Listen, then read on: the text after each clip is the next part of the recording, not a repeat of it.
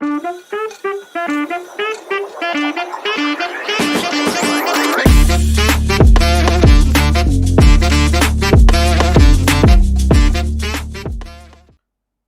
Kaizen classes के online platform पर आपका एक बार फिर से स्वागत है।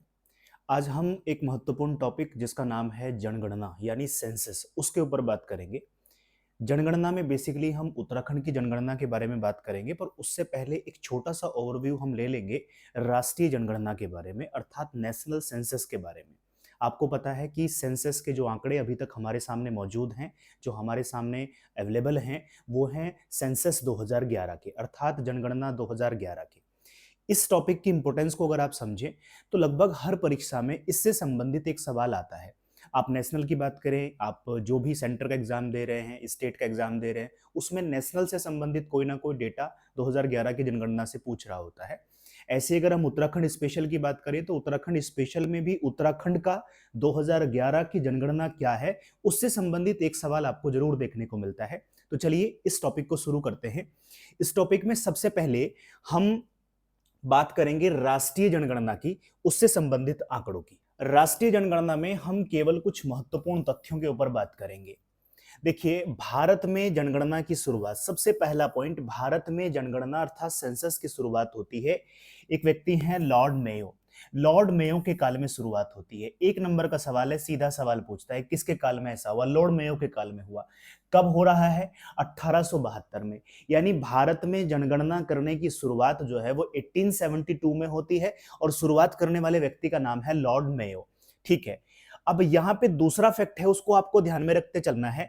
वो कहता है दशकीय जनगणना, अर्थात जो डिकेड 10 साल के बाद में जो जनगणना होगी, दशकीय जनगणना की शुरुआत होती है लॉर्ड रिपन के काल में। दो नाम हमने देख लिए, लॉर्ड रिपन के काल में। और कब होती है? 1881 में।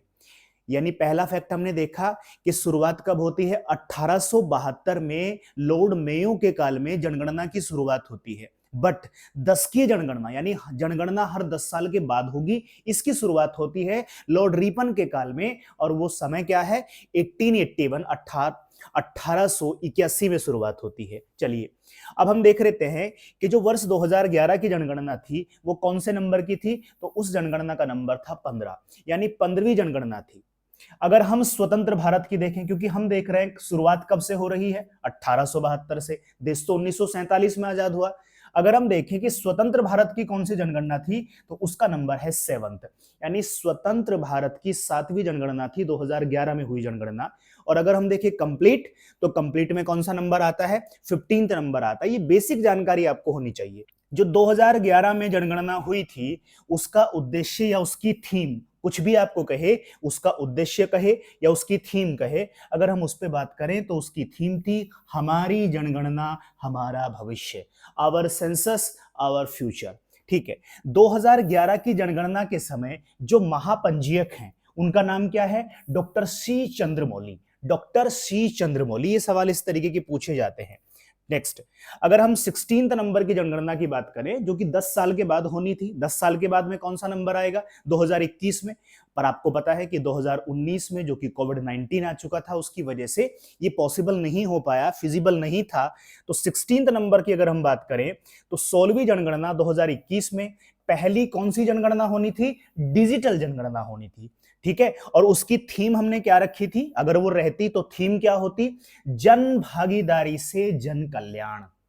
जन भागीदारी से जन कल्याण। ऊपर की तरफ क्या है आपको पता है? 2011 में, 2011 में थी हमारी जनगणना हमारा भविष्य। नेक्स्ट, भारत में जनसंख्या का महाविभाजक वर्ष, यहां एक पॉइंट लिखा है, हम भारत के संदर्भ में बात कर रहे हैं। भारत में जनसंख्या का महाविभाजक यानी डिवाइडिंग ईयर कौन सा है? वो कौन सा एकदम टर्निंग पॉइंट है? वो ईयर कौन सा है जहां के बाद में बूम दिखाई दिया पॉपुलेशन ग्रोथ में? तो वो है 1921। इसमें जो 5 से 6 लाइनें हैं यहाँ पे लिखी गई हैं, देखिए भारत की जनगणना केवल इतनी नहीं है, उसमें 5 से 6 पेज आपको बनाने पड़ेंगे। बट यहाँ पे जो 5 से 6 लाइनें लिखी हैं उनमें से हर लाइन में एक सवाल छिपा हुआ है, या तो वो पूछा जा चुका है या पूछे जाने की पोटेंशियल वो रखता है। इसलिए आप इन पॉइंट्स को as it is note down कर लेंगे। इस पीडीएफ को हम अपने टेलीग्राम चैनल पर प्रोवाइड करा देंगे और टेलीग्राम चैनल का लिंक वीडियो के डिस्क्रिप्शन में आपको मिल जाएगा। चलिए अब हम सीधे स्विच करते हैं उत्तराखंड की जनगणना पे। उत्तराखंड में जनघनत्व क्या है, उत्तराखंड में जनगणना के हिसाब से कितनी पॉपुलेशन है, किस डिस्ट्रिक्ट में कितनी पॉपुलेशन है, पहले नंबर पर कौन सा है, बिल्कुल लास्ट पोजीशन पे कौन सा है, ये सारे डेटा आपसे पूछता रहता है। बात करेंगे उत्तराखंड की जनगणना 2011 के बारे में। अगर हम देखें 2011 की जनगणना के अनुसार उत्तराखंड की कुल जनसंख्या कितनी है, तो वो जनसंख्या का नंबर है ये। अब ये टोटल नंबर आपसे पूछ भी सकता है अगर आप किसी ऐसी परीक्षा की परीक्षा देने जा रहे हैं, किसी ऐसे एग्जाम को टैकल कर रहे हैं जिसमें फैक्चुअल इंफॉर्मेशन अर्थात ग्रुप सी या ग्रुप डी का कोई पेपर दे रहे हैं, तो देखिए नंबर आपको एज इट इज मिल सकता है। ये नंबर आपको देख लेना है, ये साफ साफ यहाँ पे लिखा है। नेक्स्ट, अगर हम बात करें जो मेन पॉइंट है, 2011 की जनगणना के अनुसार भारत की जनसंख्या कितनी बताई, 121.05 करोड़। ठीक है, इस तरह हमने दो डेटा देख लीजिए, भारत में 2011 की जनगणना के अनुसार कितनी पॉपुलेशन है और उत्तराखंड में कितनी पॉपुलेशन है। अच्छा, अब अगर हम देखें जो मेन फैक्ट आपको जो आयोग आपसे पूछेगा, अगर हम देखें उत्तराखंड की जनसंख्या भारत की जनसंख्या का कितना प्रतिशत निकल के आता है, 0.83%। ये इंपॉर्टेंट है कि इंडिया की टोटल पॉपुलेशन का कितने परसेंट जो है वो उत्तराखंड में निवास करता है, 0.83%। ठीक है, अगर यहीं पे एक स्टेटमेंट बना के देता है, आप लोअर पीसीएस की, अपर पीसीएस की, समीक्षा अधिकारी की तैयारी कर रहे हैं, यहां पे अगर आपको एक स्टेटमेंट देखने को मिलता है, जैसे कि कई परीक्षाओं में, अभी पिछली परीक्षाओं में आपने देखा कि आयोग आजकल स्टेटमेंट कथन 1, कथन 2, स्टेटमेंट 1, स्टेटमेंट 2, एसर्शन रीजन के ऑप्शन बना रहा है, एसर्शन के बारे में बना रहा है, उसके बाद में उसका परिणाम आपसे पूछ रहा है। तो यहां पे अगर एक देता है कि उत्तराखंड की कुल जनसंख्या भारत की कुल जनसंख्या का 1% से भी कम है, क्या स्टेटमेंट ठीक है या ज्यादा है, तो अब आपको देखना पड़ेगा 0.83 यानी 1% से भी कम पॉपुलेशन यहां पे निवास करती है। अब ये हो सकता है एज इट इज डेटा कहीं ना मिले कि 1% से कम निवास करता है, हर जगह 0.83 मिलेगा, पर ये आपको अपने माइंड से याद करना है, ये बुकें नहीं बताएंगी, आपकी अपनी जो एनालिसिस पावर है उससे ही आपको निकालना है। ठीक है, नेक्स्ट पॉइंट की तरफ बढ़ते हैं। जनसंख्या के अनुसार उत्तराखंड का अगर हम देश में स्थान देखें तो वो कौन सा नंबर है, 20वां स्थान है। 20वां स्थान है उत्तराखंड का जनसंख्या के अनुसार। ठीक है, यहीं पे हमने एक पॉइंट लिख दिया है कि उत्तराखंड का स्थान 21वां हो गया है तेलंगाना के गठन के बाद में। तेलंगाना गठन आपको पता है 2013 में शुरुआत होती है, 2014 में उसका जो है पूरे तरीके से गठन हो जाता है। तो अगर हम तेलंगाना, क्योंकि जनगणना कब हुई 2011 में, उसकी बात कब चली तेलंगाना की 2013-14 में, तो अगर हम 13-14 में बने तेलंगाना को देखें और उसके हिसाब से हम जनसंख्या के हिसाब से उत्तराखंड का अगर स्थान देखें तो नंबर हो जाएगा 21वां। अगर वो सिंपली आपसे पूछता है कि 2011 की जनगणना के अनुसार उत्तराखंड का जनसंख्या में कौन सा स्थान है देश के हिसाब से, तो 20वां। अगर वो तेलंगाना को शामिल करता है, आज के हिसाब से पूछता है, तब आप 21वें के साथ जाएंगे। ये फैक्ट है, आपको ध्यान रखना है। ठीक है, हमने देखा कि उत्तराखंड में टोटल पॉपुलेशन ये है।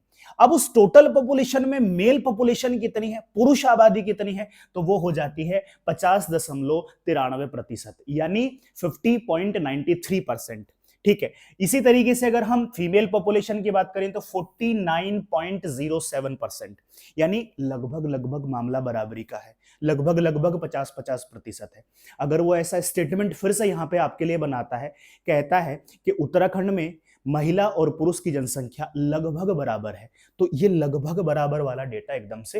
नेक्स्ट पॉइंट है, सर्वाधिक जनसंख्या वाले उत्तराखंड के 5 जिले, और जनसंख्या केवल जनसंख्या नहीं बल्कि जनसंख्या प्रतिशत भी शामिल है, यानी उत्तराखंड के कौन से जिले में सबसे ज्यादा जनसंख्या है और सबसे ज्यादा जनसंख्या का प्रतिशत भी। ये दोनों पॉइंट क्या है इसको भी हम क्लियर करेंगे। तो देखिए, सबसे ज्यादा जनसंख्या उत्तराखंड में हरिद्वार डिस्ट्रिक्ट में मिलती है, जो कि गढ़वाल में आता है, ये मैंने साइड में लिख दिया है। हरिद्वार डिस्ट्रिक्ट में आती है। सेकंड नंबर पर देहरादून का स्थान है, थर्ड नंबर पर उधम सिंह नगर। अब ये आपको एज इट इज याद करने हैं, ये सवाल आपको डिक्रीजिंग या इंक्रीजिंग ऑर्डर में पूछता रहता है। इस बार भी पूछे हैं, जो हाल ही में परीक्षा हुई है कनिष्ठ सहायक की, इसके बाद भी रिपीटेशन में आपको देखते मिलेगा। चौथे नंबर पर नाम आएगा नैनीताल का और पांचवें नंबर पर आएगा पौड़ी गढ़वाल का। सेम बात प्रतिशत की भी है कि यहाँ टोटल जनसंख्या का कितना ज्यादा प्रतिशत यहाँ पे रहता है, तो सबसे ज्यादा प्रतिशत इन्हीं 5 डिस्ट्रिक्ट में आपको देखने को मिलेगा। वही अगर हम दूसरे पॉइंट पे बात करें कि सबसे कम जनसंख्या वाला कौन सा है, अगर सबसे कम जनसंख्या और जनसंख्या प्रतिशत वाले 5 जिलों की बात करें तो सबसे कम कहां पे मिलेगा, रुद्रप्रयाग में सबसे कम है, प्रतिशत भी और आप देखेंगे जनसंख्या भी। नेक्स्ट चंपावत, थर्ड नंबर पर बागेश्वर, फोर्थ नंबर पर आ रहा है उत्तरकाशी और फिफ्थ नंबर पे आता है चमोली। इस तरीके से सबसे ज्यादा पॉपुलेशन और पॉपुलेशन परसेंटेज कहां पे है और सबसे कम मिनिमम पॉपुलेशन और पॉपुलेशन परसेंटेज कहां पर है, ये दोनों चीजें हमने इन पॉइंट से समझ ली। अब हमने 2 पॉइंट यहां पे नोट करके लिखे हैं, उनको आप देख लेंगे। उत्तराखंड के केवल 3 जिले कौन कौन से, हरिद्वार, उधम सिंह नगर और देहरादून, टोटल जनसंख्या का कितने प्रतिशत, 51.91%। उत्तराखंड की टोटल पॉपुलेशन का 51.91, 51.91% जो है वो केवल 3 डिस्ट्रिक्ट में है। अब इसी को स्टेटमेंट की फॉर्म में तो देगा, इसी में कहेगा कि उत्तराखंड में 3 जो जिले हैं, उन 3 जिलों में उत्तराखंड की टोटल पॉपुलेशन का आधे से ज्यादा निवास करता है। एकदम सही बात है। चलिए नेक्स्ट क्या कहता है, यही तीनों जिले राज्य में 10 लाख से अधिक आबादी वाले जिले भी हैं, यानी इनमें पर्टिकुलरली जिले में 10 लाख से अधिक पॉपुलेशन जो है वो निवास करती है, उनका सेटलमेंट देखने को मिलता है। इस तरीके के सवाल आपसे आयोग पूछता रहता है। देखिए सेंसस के पीछे कोई कॉन्सेप्ट नहीं होता है, सेंसस एक डेटा है। इस डेटा को जितना छोटे छोटे बाइट करके आप डाइजेस्ट करने की कोशिश करेंगे, उतने लंबे समय तक आपके साथ रहेगा। आज हम इस वीडियो में केवल इतना सा ही करेंगे।